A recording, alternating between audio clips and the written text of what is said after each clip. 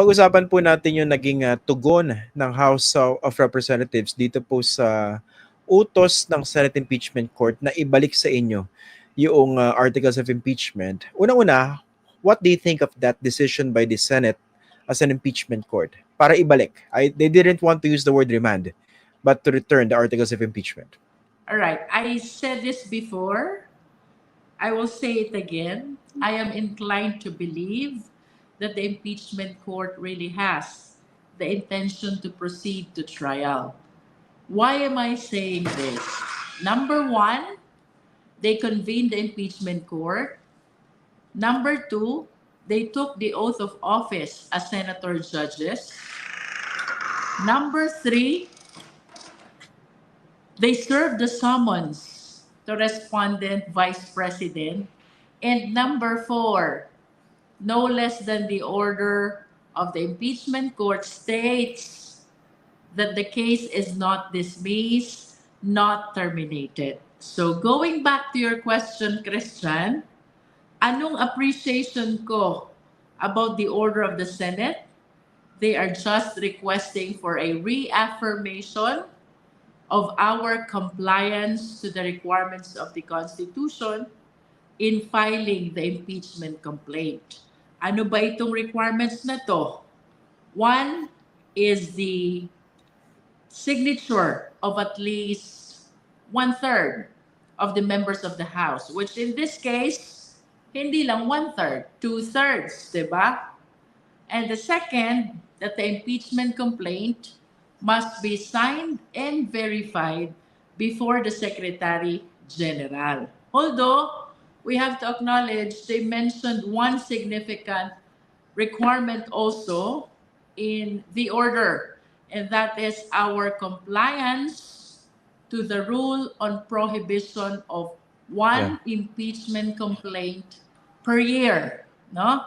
Maalala mo, Christian, the other night, I believe that was our last night before we adjourned CNJ, no? We already complied with the first order.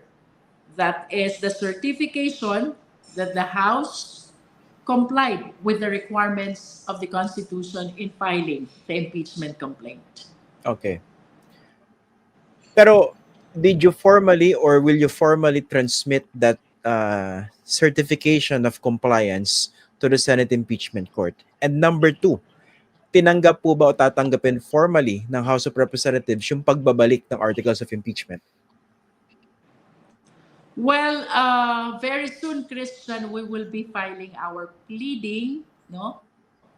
We will be filing our pleading, which perhaps will include the submission of the resolution and the other matters which need to be clarified. Medyo confused kami, Christian, dun sa return of the articles of impeachment. If the purpose really is only to seek for a reaffirmation, and the reason why they are returning the articles is only to become a reference for the purpose of our certification, I don't see the need anymore. No, sapagkat ang House of Representatives po ay may sariling kopya ng articles of impeachment, no? So we hope to address all other matters in addition to the submission of the resolution in the pleading which we will soon file with the impeachment court. Okay. Pero in the first place, hindi ba parang sampal sa inyo, sa House of Representatives, itong order to return the articles of impeachment? Kung ang gusto lang malaman ng mga senador ay nag-comply ba kayo doon sa 1-year ban sa pag-file ng more than one impeachment complaint against the same impeachable official, hindi ba parang dapat may presumption of regularity? Pero ito parang antindi ng duda at kailangan pa ibalik sa inyo. You are correct about the presumption of legality, Christian, no?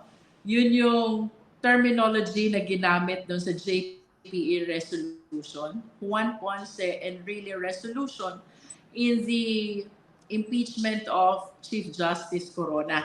And let us share it to the Filipino people. Ang sabi po ni then Senate President Juan Ponce Enrile, when there is compliance to the two basic requirements of the Constitution, that is 1/3 vote of or signature of all the members of the House, and there is verification, the impeachment complaint already enjoys presumption of legality, which means it cannot be questioned anymore unless there's strong evidence to the contrary, no? About your question naman, kung ang pakiramdam ko ba ay parang sinampal, I don't think so. Sabi ko nga sa'yo, I am more inclined to believe that there is indeed the intention to proceed to trial. Otherwise, hindi sila magko-convene. Otherwise, hindi sila manunumpa.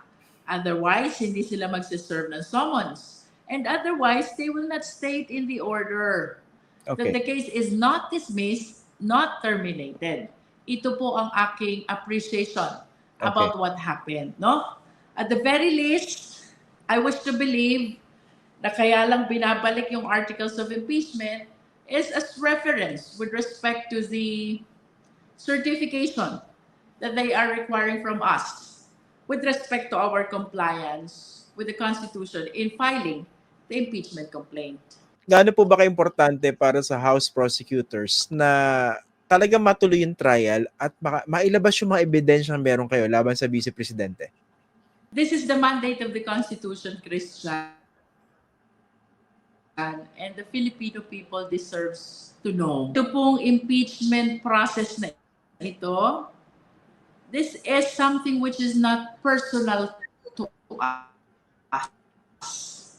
Nagkataon pong ito'y kasama sa aming pinanumpaan bilang miyembro ng ika-19 na Kongreso and soon ng ika-20 Kongreso ng Pilipinas. We cannot frustrate the Filipino people. Let us always remember ating mga kababayang Pilipino. Ang mandato ng konstitusyon ay nanggaling sa ating mga kapwa Pilipino. We are public servants. And let us always remember public office is a public trust. Kasama po yan sa ating mga pinasok when we embark in the public service. To be accountable to the people at all times sa walang pinipiling pagkakataon. At kasama po ito sa aming pinanumpaan. That is why I honestly believe this is a solemn duty that we really have to take.